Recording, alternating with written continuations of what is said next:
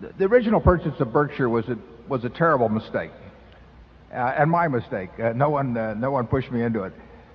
It was I bought it because it was what we used to call, or the cigar. It was a cigar butt approach to investing, where we would look around for something with a free puff left in it. You know, it was soggy and kind of disgusting and everything, but it was free.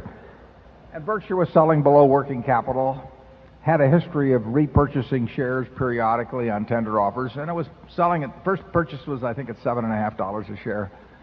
In fact, I've got the broker's ticket up in the office, 2,000 shares, and it looked to me like they were going to have a tender offer periodically, and it would probably be at some figure closer to net working capital, which might have been $11 or $12 a share, some such number, and we would sell on the tender. And that was, we had other securities we owned that way, and we bought some that way. And then, actually, I met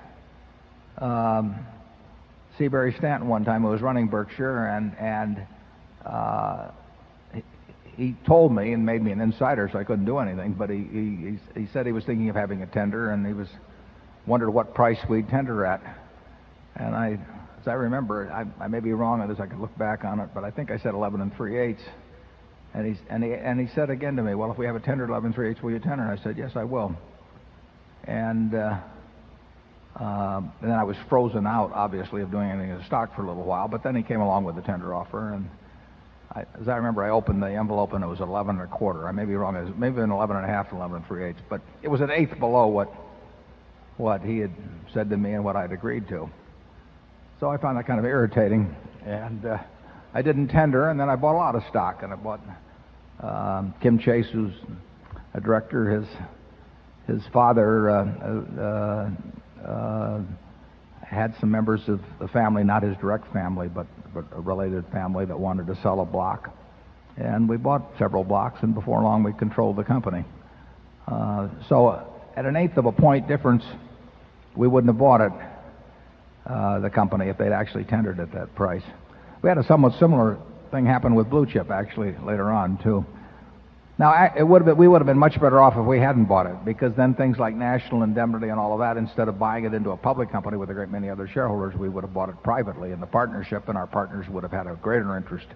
So Berkshire was exactly the wrong vehicle to use for buying a bunch of wonderful companies over time. But I sort of stumbled into it, and we kept moving along, and when I disbanded the partnership, I distributed out the Berkshire because it seemed like the easiest and best thing to do, and I followed through on it, and I enjoyed it enormously. I'm glad it all worked out this way.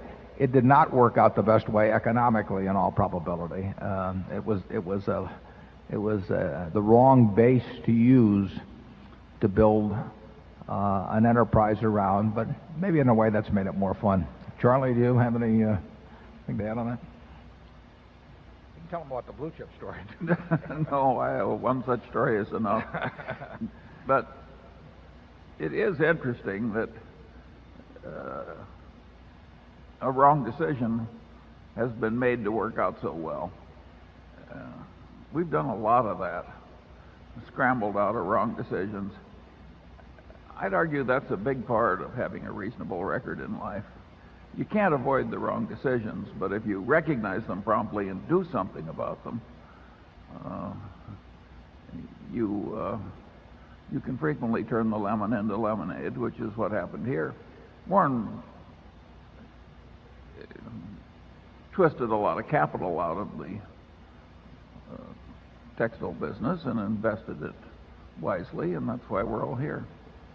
But Berkshire comes from three companies that came together: Diversified Retailing, Blue Chip Stamps, and Berkshire. Those were the three base companies. And Diversified started when we bought a company called Hochschild Kohn in Baltimore in 1966, a department store, and that company disappeared over time. Fortunately, in 1970, we sold it to Supermarkets General. Blue Chip, we've told you about the record of that. So we started out with three disasters and put them all together. And it's worked out pretty well. But it was a mistake to be working from that kind of a base. Don't follow our example in that respect. Start out with a good business and then keep adding on good businesses. But the example of quickly identifying the mistakes and taking action. Their example is a good one. Yeah.